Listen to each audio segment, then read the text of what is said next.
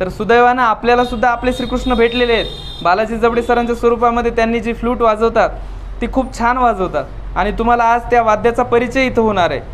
ऐकायला तरी संगीत आवडतं, नृत्यामध्ये आविष्कार आपण पाहिला, आपण गुणगुणतो तरी कमीत कमी।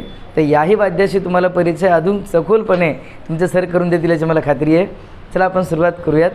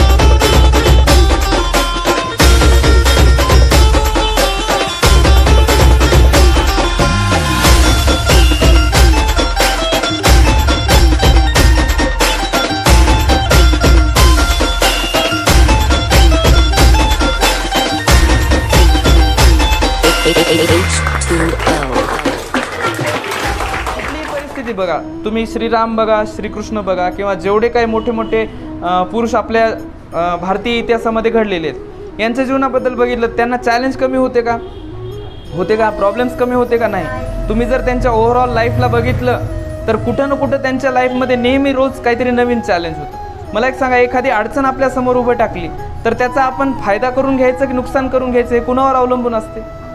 आपल्यावरच असते ना।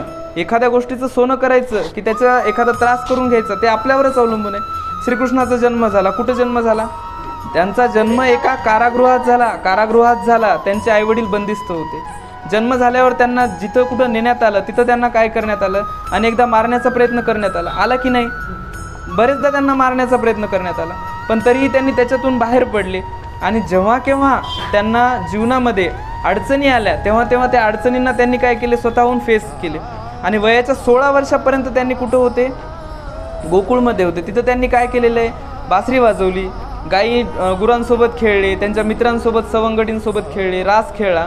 तर या सगळ्या गोष्टी म्हणजे काय आहेत? एक प्रकारचं जीवनाचा उल्हास आहे, जीवनाचा आनंद आहे। म्हणजे आपल्यासोबत काहीही घडलं तर आपण काय करायला पाहिजे?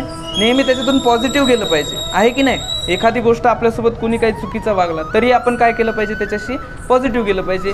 हेच काय आपल्याला कृष्णाच्या जीवनातून हेच शिकायचं आहे। मग श्रीकृष्णाचं जीवन आपल्याला काय शिकवते? काय शिकायचं आपल्याला त्याच्यामधून? आपल्याला ह्या गोष्टी शिकायच्या आहेत की जीवनामध्ये कुठलीही परिस्थिती कशाही पद्धतीनं आपल्यासमोर येऊ शकते, पण आपल्याला त्याच्यातून काय करायचं आहे? पॉझिटिव्हलीच जायचं।